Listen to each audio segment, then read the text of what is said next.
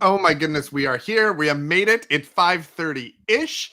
Welcome in, everybody. It's episode 47, Prep Talk Live. I'm Casey with Cascadia Dispatch, and joining me in this special appearance is that Rip? I thought I was expecting the Urban Prepper, but it appears Rip is here. I took Urban Prepper to the train station. He's done. TUP is over. TUP is over. Rip is here. He had a good run, but again, took him to the train station, so he's done. He's over. He's over. Now, Rip, are you wearing the vest too, or just the hat? I can't tell because I saw your plans for Valentine's Day. We talked about this last week, and we. So I just gotta see. Are you wearing the vest too, or did you just pull in the hat and the glasses? Well, I got my Rip gloves. I have my Rip jacket.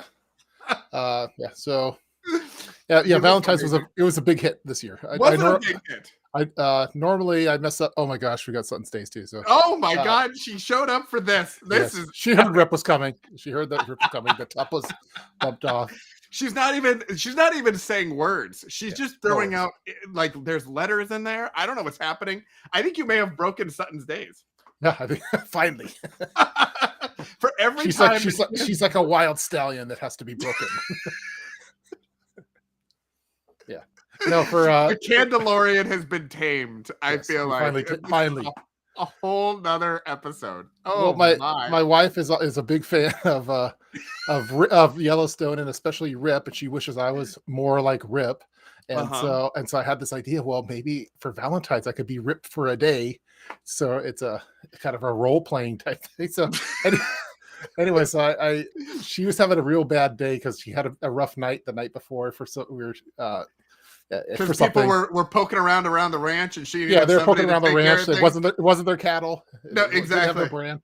Anyway, so she was having a rough day. She was talking to her brother, so I'm like, okay, I was gonna wait for tonight, but I'm gonna do it today, right now. So in the morning, so I got the Rip costume on and the gloves and everything, and just walked downstairs and she was busted. And I had my Valentine's Day present wrapped up in pink wrapping paper, and she was just rolling and taking photos and stuff. And then the present that I got was a 8x10 photo of Rip in a frame. So,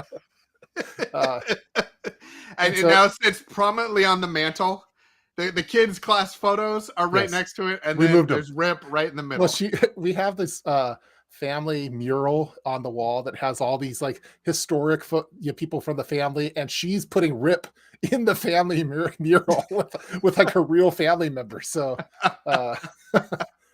Sutton's Days again just wins. She just walks in. We're like, hey, we're gonna bring Rip to the party and everything else, and we think we got her.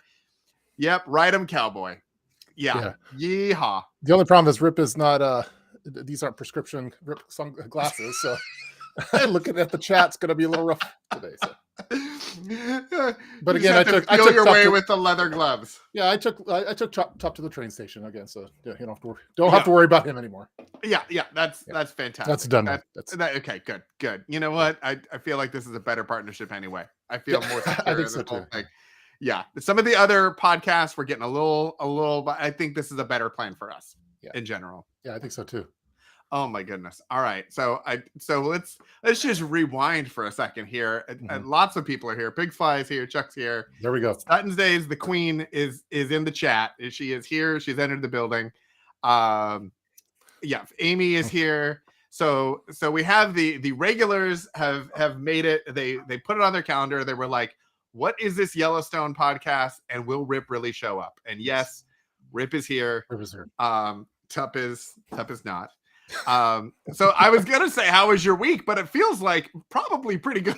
She's like, this is the first year that you didn't mess up Valentine's Day. Or this is basically. I don't know if she said that exactly, but it was one of the better Valentines for her. So and so then after I had to still work because I have to make the bread, but well, of course, yeah. The but then cows didn't need to be rustled. I was ripped the whole day. So I did school pickup at the school, and my son was totally embarrassed and mortified that I showed up as Rip to school pickup, and my daughter was scared because she thought I looked evil.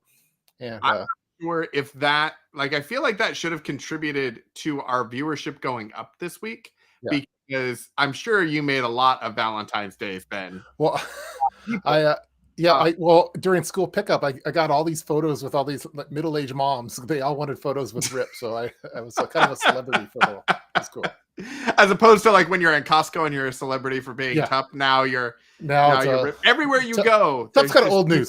TUP's so 2013. It's exactly, ladies and gentlemen. He plays like he doesn't care about the attention, but let's be very clear. He spends a lot of time at Costco and a lot of time dressed up like a cowboy at pickup. So I'm just saying, it is what it is. We read into it what we have.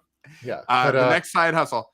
But then I for dinner, instead of going out to a fancy restaurant, well, first off, she didn't want to go to a fancy restaurant with me dressed as Rip, but I did a nice steak dinner, total cowboy style, and did it on the cast iron supplies and everything. So it was a total cast iron steakout. Oh my with goodness! Filet mignons that were purchased at Costco. Of course. So we had a cowboy dinner, and I wore the Rip costume the entire day, and she prefers me as Rip than as myself.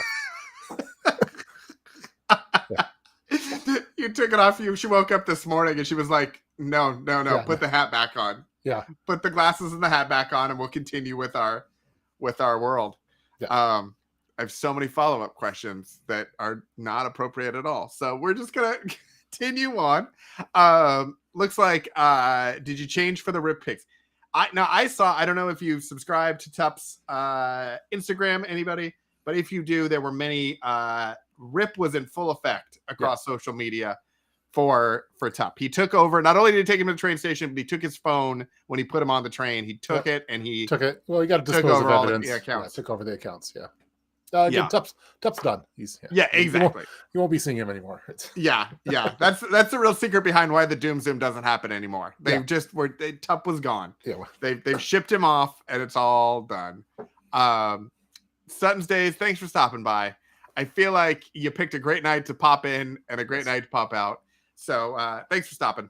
Sutton's Days is the Beth Dutton to Rip. So yeah, exactly. Yeah. Beth is like, now I have to go take care of Mrs. Urban Prepper because she's apparently infatuated with her man. So seems wonder if TUP's if Rip will be making any additional appearances for TUP's wife. She has a birthday coming up. Based on how excited TUP is about this, I feel like this might be a once a week thing. This might pick up real fast. Yeah. We may never see TUP again. The Kangol hat may be gone. That was what my original branding. You're going to see new branding on the sites. Exactly. And it's a whole brand refresh. And anyone that subscribes now has to get a real brand on them. That's a cattle brand. That's part of a subscription. Yeah, exactly. I feel like that's part of the Patreon experience. Is he'll send you the brand, you send him a picture back, and that's the thing. Oh my goodness. All right. So we were planning on, I think last week. So for everybody who wasn't here last week, we started talking about Valentine's Day. We started talking about prepping with your Valentine and that sort of thing. And we very quickly got into TUP's Yellowstone role play situation. And talking about Yellowstone. So this week, what we want to talk about is with the Yellowstone stuff, what are some of the EDC elements, the prepping elements and things that are in the Yellowstone show that might be of interest or use or discussion and that sort of thing.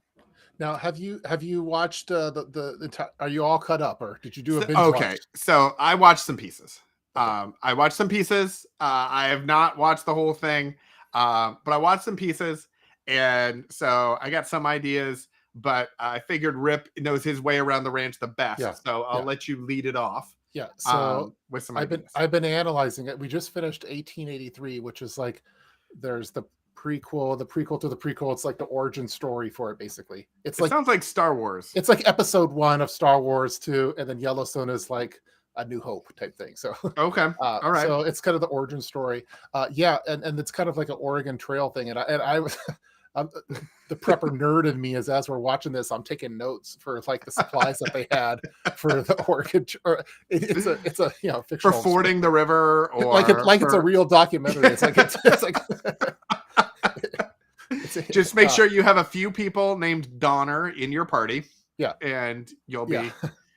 Well, I mean, first off, everyone had protection as far as that was mandatory in those days. But that's kind of a given. I think all the prepper people are kind of like that. So, fixed blade knife for sure. In the wagons, I was interested in what they were using for cooking and stuff. And this isn't EDC, but for just general bug out supplies, all the cast iron cooking supplies, the kettles, cast iron kettles, the TP that you could hang it over the fire with that, the coffee pots. Coffee was still super important in there. And then I was also looking at the food supply that they had. So the biscuits that they were making and the different soups that they made, which was cool. So I took some ideas on that. Also, the shovels were big because they had to bury bodies, basically. So yeah, I do the same thing when I mean, obviously, I would imagine you have at least 3 shovels in your office right now. Yeah, well, you might not be too far off.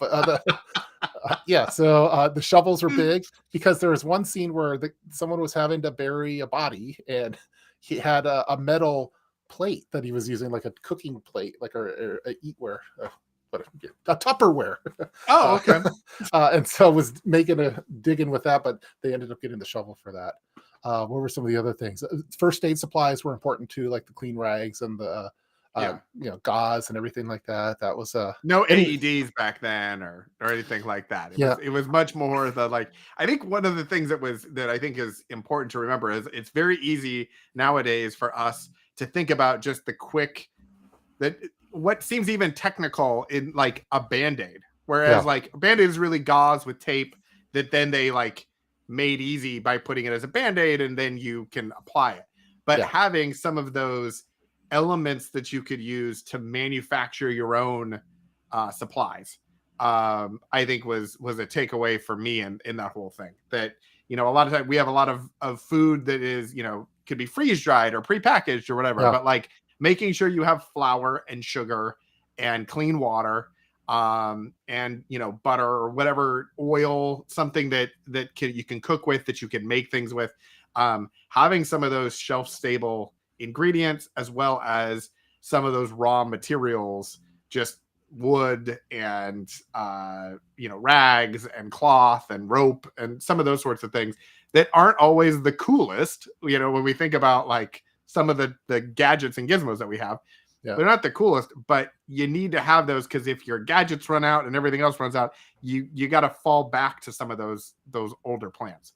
Yeah, and I think we all call our emergency food storage is what we call it, or our preps or whatever. But for them, it was rations. They call it what they had to stock up on their rations, and they seem to have the flour, water, salt, sugar was used, and then they also had different vegetables in there. So they had potatoes and onions. I was seeing that, and so even during the Oregon Trail, they had a supply of those, which they were able to keep. It lasts for multiple months. So I thought that was interesting. A lot of jerky that they when they had to process an animal, they made the jerky with it. What are some other things? Rope, rope was super key. Lanterns, lights. Anyway, as a prepper, is fascinating. Yeah, exactly. Well, and even things like fire starting materials, and I think also thinking about on the wagons, they were restricted with what they could actually carry. So, they had to have supplies, they had to be able to restock, but they could only hold so many things. So you can't have 9 different fuel sources. Like, you have to have either what you can make fire out of, or have some amount of fuel to, lanterns and that sort of thing. There was a scene where they had to cross a river, and a lot of them had a bunch of superficial stuff that they didn't need, like a harpsichord and furniture and stuff like satellite phone. So the lead person told them, "Hey, you got to dump all that stuff because we need to make the the wagon's light, and so it made me think of my bug out bag. Like, hey, I wonder what stuff I need to dump from here, like because it's frivolous type stuff, or it's not key to survival type thing. So Yeah. I thought it was a good lesson there too. I think it's interesting too in that when you're thinking about it like that, of what they were dumping stuff out. There's a lot of stuff we put in our bug out bags that may be kind of extra. Yeah. Most of the things I have are extra, but like, okay, they could be extra things. It's almost like with the module system, you almost need to put the thing, like, what is the first layer of stuff you would get rid of if you needed to? You put all of that stuff in a module. So if you needed to, it's easy to just pull that one thing out, as opposed to rummaging and undoing your entire bug out bag or your entire get home bag. It's like, what are those things that you have extras of or duplicates of, maybe even, that you could get rid of in a hurry? Yeah, and I think in mine, like my tools module is probably there might be some scenarios where it's just too heavy, even if it's like 5 pounds. So yeah, but you could just, if you wanted to, you could just dump it, and it's in that kit. So and things where it's like, you've got the tool module, but okay, if it was in a pinch, could you survive with a multi-tool? Like, obviously you would like the heft and the weight of some of those tools, the leverage that some of those tools can give you. But in reality, like, if you couldn't do it, okay, you lose that and you've got a multi-tool and it's got 80% of what you would necessarily need to do things with. Yeah, there was one scene where they were talking, and one of the main characters was off hunting or something like that at the time, and they needed to get him back. And so the guy, Sam Elliott's character, was like, hey, I could call him. And I'm like, what do you think he's going to call him for? It's 1883. So, like, he doesn't have a cell phone. They have 5G back then. It's fine. So anyway, so they had he shot his firearm and a certain number of rounds, and that was like his signal, and it meant something to the other character that knew that's how I guess it was more of like a pager type thing, but they recognized the sequence of that. So I don't know. I was kind of thinking a little bit about like signaling module, like comms and stuff. If you didn't have a radio or anything, like what you could use for that. So yeah, which is I think it's interesting. If you didn't have a radio, then what, whistles, and because whistles are loud and lightweight and abundant. You can put multiples in a bag. It's not going to be a big deal. The mirror signal, I think that's always been one that has been interesting to me, because it feels like everyone's like, you should do it, and I'm like, but it feels like that people would be needing to look for you to find it.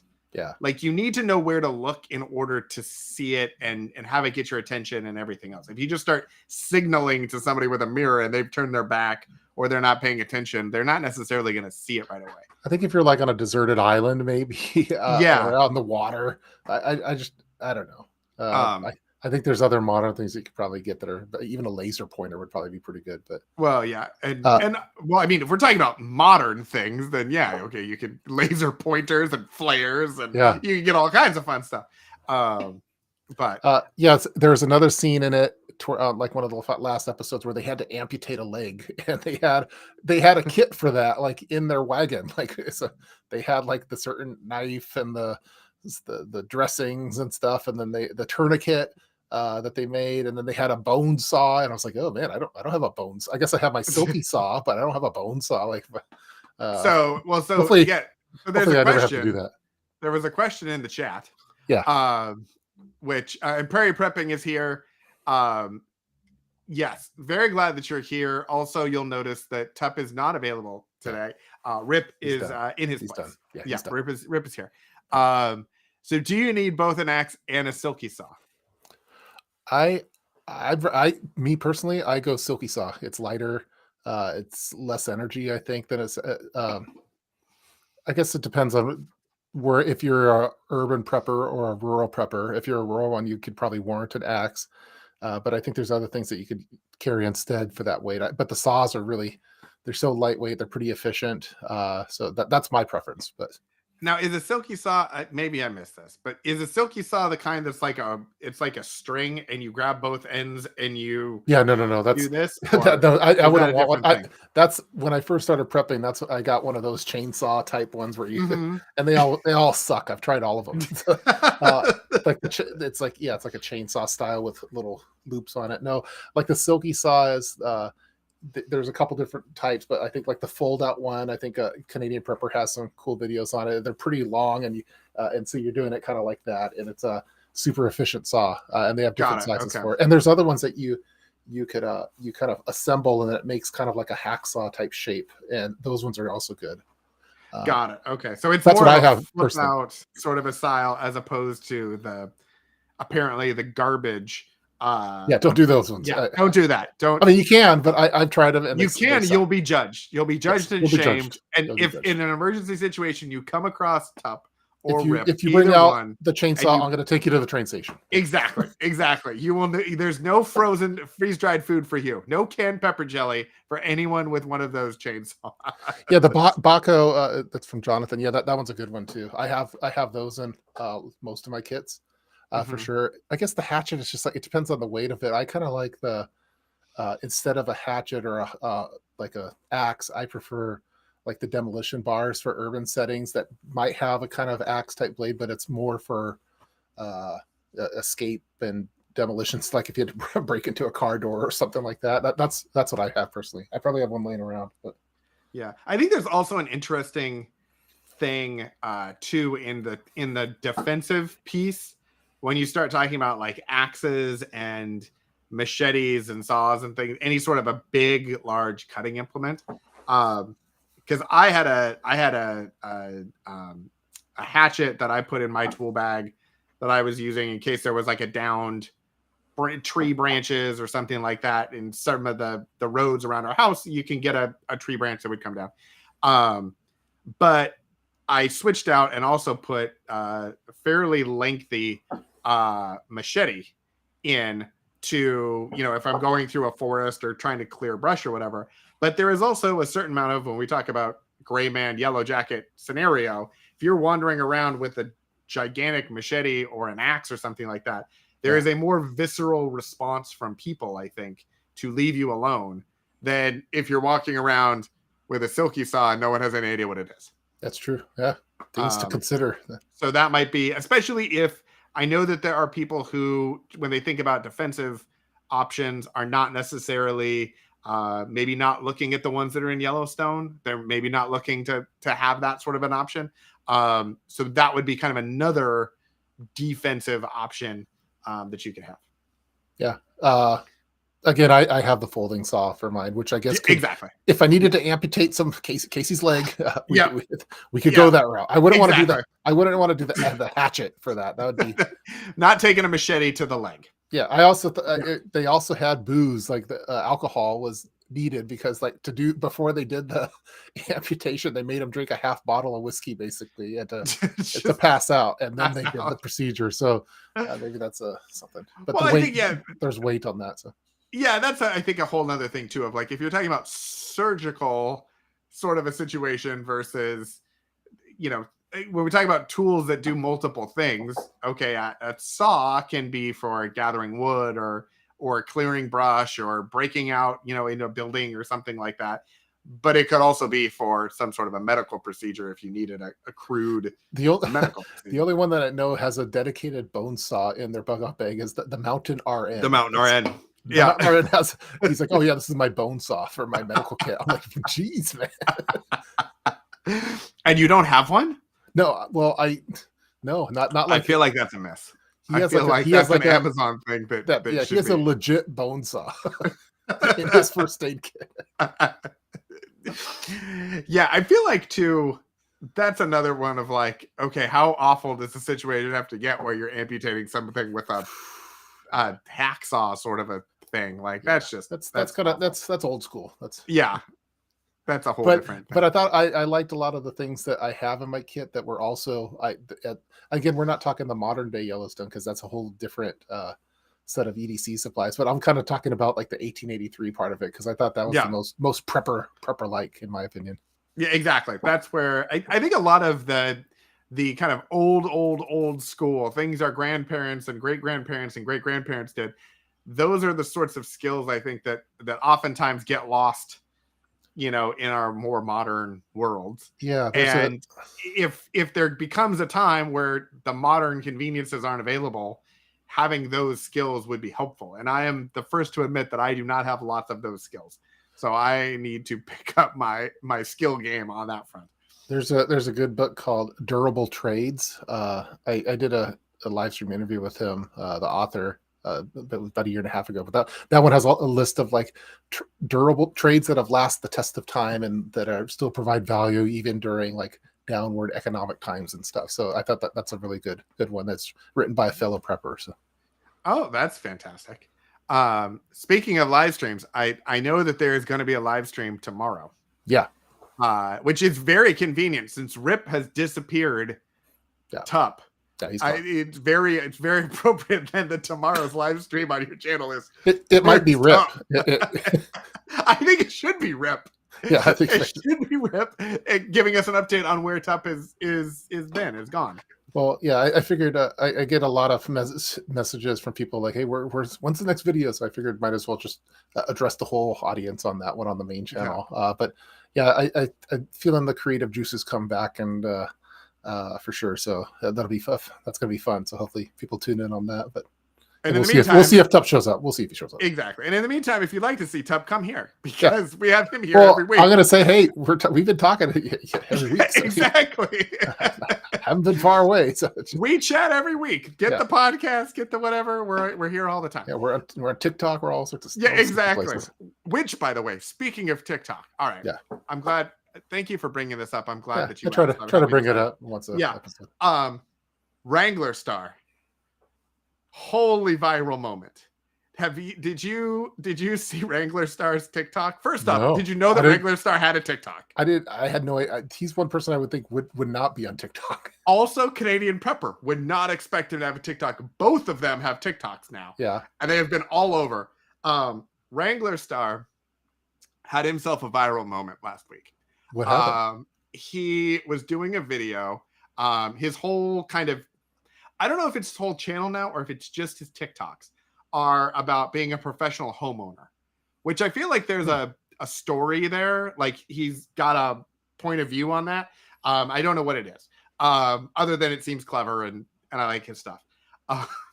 So he was showing a wood splitter, one of the manual wood splitters. It's like a metal cage, and then there's a wedge in the middle of it. Yeah. And his TikTok was talking about how the throat of this thing was so wide it could fit really huge pieces of wood. And then he proceeded to put, a big piece of wood in and split it apart. The people of TikTok have loved that he put that together. And the number of duets that come across my For You page now of people duetting Wrangler Star's wood splitting video is off the charts. Wow, I need to go check it out. So yes, it is. I haven't been to my For You page. I've been to like why haven't you? You have a TikTok. You have hundreds of thousands of subscribers on yours. You're super popular.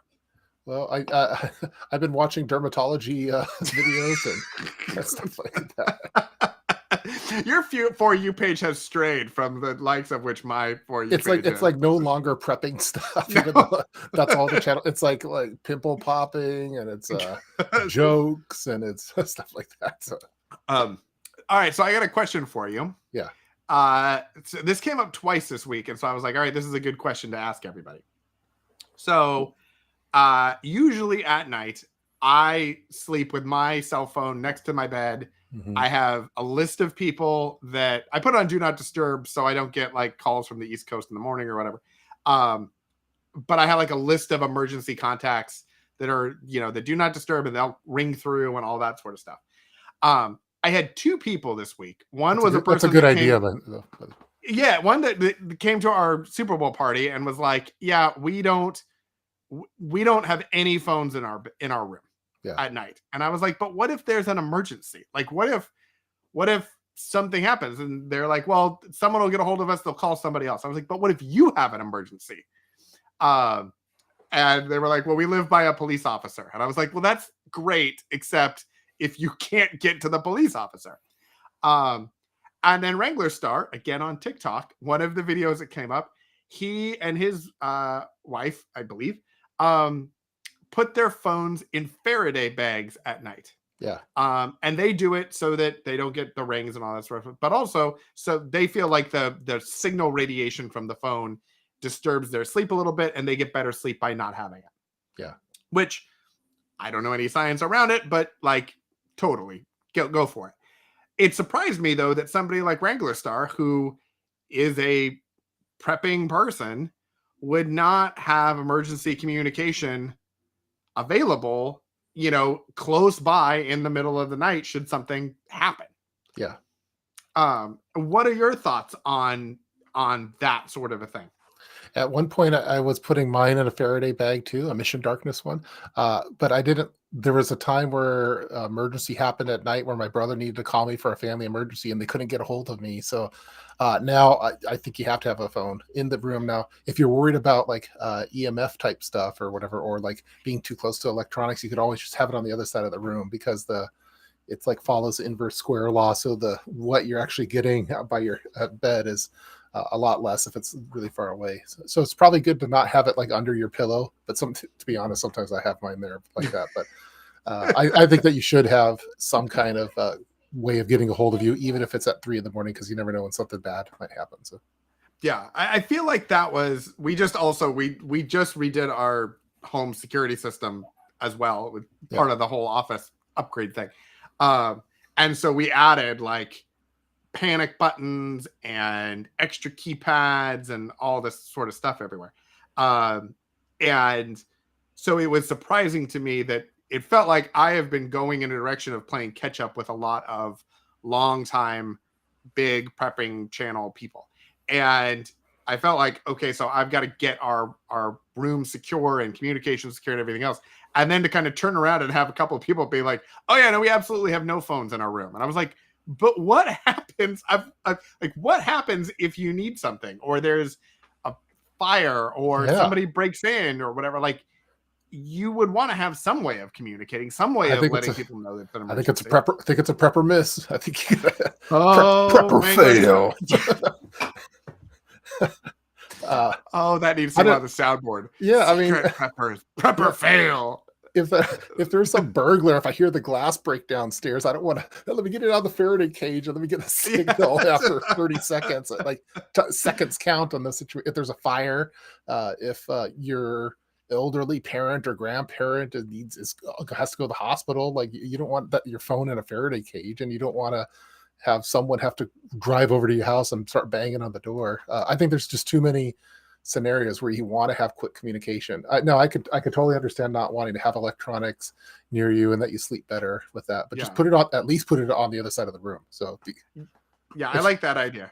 Yeah, we also have we have security cameras all around our house and inside, outside, everywhere. And so sometimes like if there's a thud or if I wake up at a random time, like the other night I woke up at like 2:30 and I was like, okay, something obviously woke me up.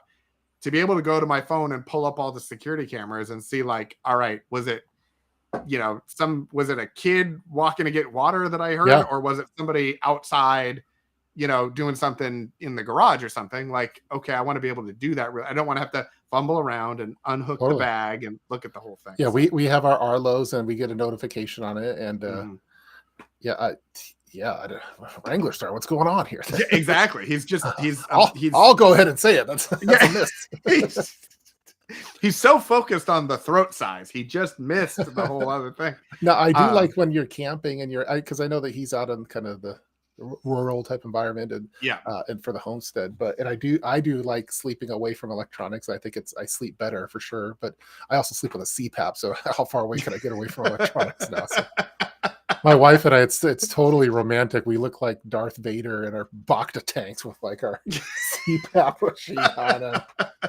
Hey, happy Valentine's Day. Exactly. Nothing says romance like that. Yeah. And now I also I sleep with a mouth guard. So Oh wow. the You days just of need some having headgear and sexy underwear is over. It's like headgear, but ladies, breathing machines. Rip does not sleep with a CPAP. Yeah, No, no, no. Rips. Yeah, no, no, He doesn't need a CPAP no, or a mouth guard. no. He just sleeps in the hat and that's it. Yeah. That's fantastic. Prairie prepping. Yeah, we have a backup phone. We have a voice over IP phone that's also in the bedroom just in case our phones are dead for whatever reason. So yeah, that's an interesting one. We had one at one point for a little while and ended up not using it. It was kind of the bundle thing where for a while, like Comcast would give you a phone.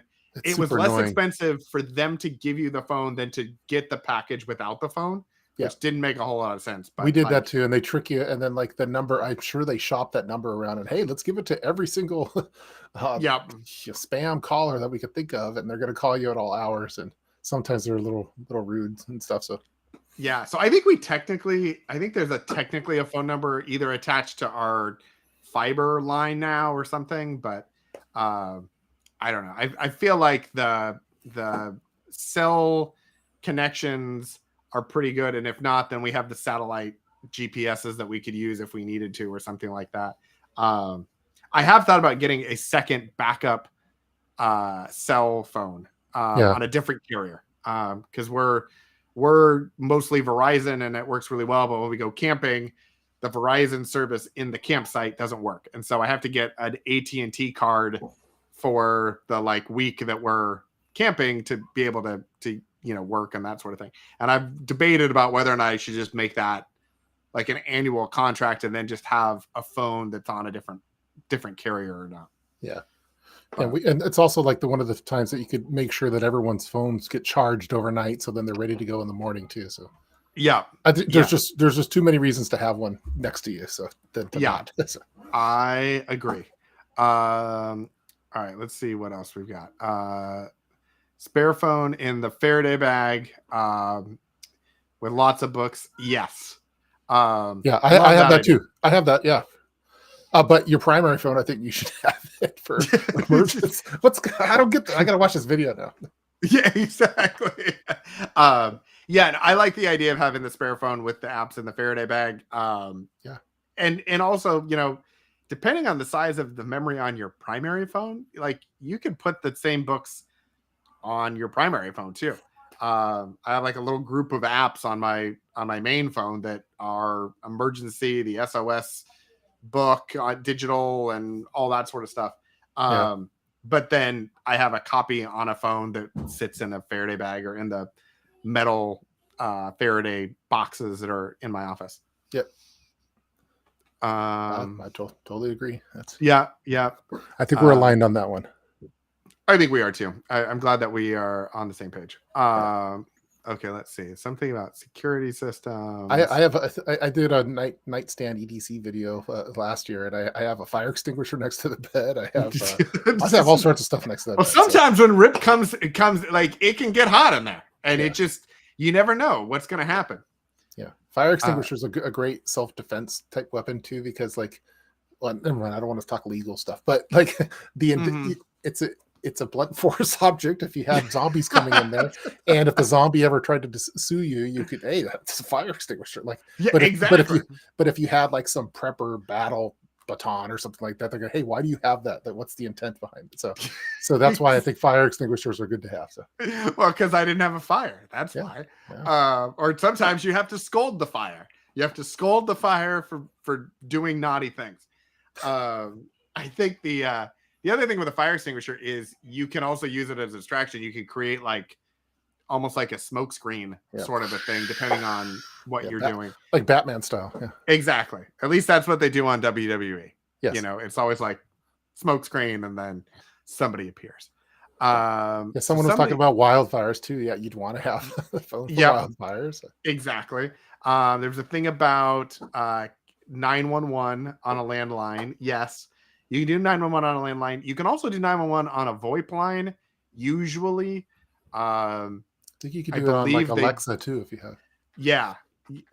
I think there was a bunch of we got we were connecting everything with our Echo Dots and all this sort of stuff. And there are a bunch of security features now that exist in the Alexa app that work with all of that stuff. It's not a security system necessarily, but it does, like, it'll listen for glass breaks if you're not home. It'll listen for a smoke alarm if you're not home, and then alert you remotely. So I think anything like that is really cool. I know there's some people that don't want to have an Alexa in their house because they think they're being spied on, which is fine. Just get the balloon, attach the Alexa to a balloon. That's true. Fly it over the country, and you'll be fine. I think for my mom, we have one where we could drop in on her at any time. It'll beep, but we could just to check in on her type thing. So because it's kind of a good, like, especially for elderly, like I'm falling and I can't get help, but you can you could use it for that kind of thing. So yeah. We also got one of the ones with the Echo Show, the screen. It's really cool. It's like a little TV kind of thing because you can stream stuff. That's and everything. I was actually going to get it from my office, and I realized that I already have so many TVs in here. I don't need another one, and so we put it inside the house. And now, when the kids are home, because they're old enough to be here by themselves, or if there's a babysitter or whatever, we don't have to put the camera apps on their phones. They can just go to the show that's in our family room and pull it down and have access to all of the external cameras and see what's going on. So if there's something that creeps them out or whatever, like they can do that really easily. I know I hear a bunch of doors and stuff outside. I had an idea for a future episode. I don't know how. Okay. Have you been checking out this freaking AI stuff, the chat GPT stuff? Yes. And how it might relate to prepping type stuff, or I thought there's some possibilities for that. So I've been I like that. Okay. All right. I don't know if someone's already covered it in the preparedness community, but so I have seen little bits and pieces of episodes. I've seen it a lot more in like my business YouTube and all of that sort of stuff. I played around with it the other day when it kind of first came out to see like what it would come up with if I asked it certain questions. And it was remarkably accurate. It was. What was funny about it, though, and what I've heard now, because everyone was so blown away by what it does, and then there's a lot of thought that went into it, is it's really great at giving you an answer. It's really great. It's like Google, we were always excited because you could put stuff into Google and it would give you great search results. ChatGPT seems to do that, but summarize the search results for you in a more contextual way. So it still doesn't have some of the nuance or accuracy that that an actual human being would have, or the life experience sort of stuff. But it is amazing how efficiently it can get data and information and quantify it for you. It seems like for like prepper YouTube or any YouTube channel really, but like I think Chuck was talking about that. Yeah, you could probably use it. Hey, write me a YouTube script, a 5-minute video on emergency preparedness in relation to fire extinguishers and which ones you should have in your home. I want it to be 5 minutes and do it in the voice of Casey. And like, is that like, and then, oh, by the way, use these stock videos to assemble the video. Yeah. Is that where we're going to now? So there was I saw a couple of videos of people, because in my day job thing, I do a lot of digital marketing stuff. So I'm getting ChatGPT, I'm getting prepper things, and then I'm getting like digital marketing stuff. And there were several that have come up that are like, go to ChatGPT, type in your prompt. I want a 5-minute video about this topic in this way for this niche audience. Yeah. It'll spit it out. Then there's another site that's an AI site where you put it in, it'll do the voiceover. Yes. Then you put it in another one and it'll make it more readable. Like it'll be less computery and more readable. And then you could have it do you could have it do stock images and stuff too. Exactly. Video, B-roll, all of that. Put the whole thing together and upload it to YouTube. And it's basically a completely AI video. But you have to go to 4 or 5 different sites, and so where a lot I've seen those, but there's a lot of those kind of videos out there, like where just people are like City Prepping has a lot of like narration ones that are with stock video type things. Like maybe there'll be a City Prepping AI voice type Yeah. thing coming out, or I could maybe I'll have my own. That'll be a way that you and I could crank out videos daily. It's Yeah, just going to be all exactly. AI. Yeah, which is one of those, it's But one they, of those yeah, weird, interesting things for me about, I feel the same way sometimes about TikTok and some of that sort of stuff of, you know, if we're doing it for ourselves, if we're doing it, as, we're not really businesses, but as we do it like businesses or whatever, like there's certain things that I want in my end product to feel like I did it, as opposed to running it through a bunch of computer systems yeah. and then uploading it. But there's a lot of people that are into the business part of it and want to make some money. Yeah, For exactly. me, this is all creative outlet, and it's like a way of interacting. And I don't think a AI bot's going to be dressing up as Rip anytime soon. So, but maybe someday. No, and I Uh, think to just to clarify my point about business things. This for me is a creative thing. I'm not making tons of money off of this with my dozens of followers and everything else. But because we do talk about things like emergency preparedness and some of that sort of stuff, I've set this whole thing up as a business just for some liability protection, because that's what attorneys tell you to do when you decide you're going to do something like this. So yeah, so for me, there's some of that in there where like I don't want to just make a video that just is voice and everything else and spit it out there. Kind of like I also don't want to do just the fear porn videos of the world is ending and it's happening tomorrow. Like that's not what I want my channel to be. I'm curious to see if people will continue to be interested in the personalities yeah, in I'd like to think so. these kind of information niches, or if they will just be like, okay, I just want the video that has the b-roll and the 5-minute bullet points. I think that's why it's so. And I don't know if Chat GPT does this, but and we could do a whole dedicated video on this. But Yep. like the humor aspect of like what we do, I think I don't know if Yeah. AI finds things funny and like have jokes and Yeah. senses of humor and stuff like that. So I think that's important to always integrate in your videos to make us human. Because if it's like this now in 2023, what's it going to be like in 2033? So it's going to be crazy. Well, yeah, and I think that one of the things is you can go in and research and read information really easily. There are lots of videos. I don't know that there's any prepping topic that you or I would come up with that you can't find some information or video on. Like we every once in a while have our own really cool idea, but a lot of it is taking our experience with a bunch of different people's ideas and a bunch of information that we've seen and trial and error, and then conveying our experience to our audience and saying, hey, this is what worked for me. These were things that were good or not good or whatever, and then take it and do with it what you will. I don't think AI is going to do a great job at that. I think it's going to give you the information piece and say, this is what people do. As an example, I was doing the whole, like, I was looking at my prep planner that I'm going to launch here at some point, because I've spent, I don't know how long building this thing. And at some point it's got to be available to people. And I was looking to see, I put the calendar in it and I said, okay, ChatGPT, give me 100 prep ideas or 100 prepping activities that could be done essentially every week to look at. And it came up with, I think, 43 or something like that. And they were good. There were some that I had. There were some that I felt like were just bullet points. They weren't really tasks, but they found a thing, and so that was interesting. So I think there's a lot of refining that you need to do when you get into ChatGPT, but it's not going to be TUP. It's not going to be Casey from Cascadia Dispatch. It's not going to be Canadian Prepper or City Prepper explaining to everybody why that worked or why it didn't work. Yeah. Well, I think we should dive into it more. I think we should. I think good. that maybe we'll make that next week, or maybe. That may take a couple weeks to put together. Okay. We got to actually get time on ChatGPT to actually. I've been only playing with it for a few days now, and it's impressive and also scary. So yeah, exactly. And I see a lot of those TikTok videos are, hey, how to make $20,000 a month doing AI. Yeah, there's a component to those videos where I'm like, that is genius that they came up with how to do that.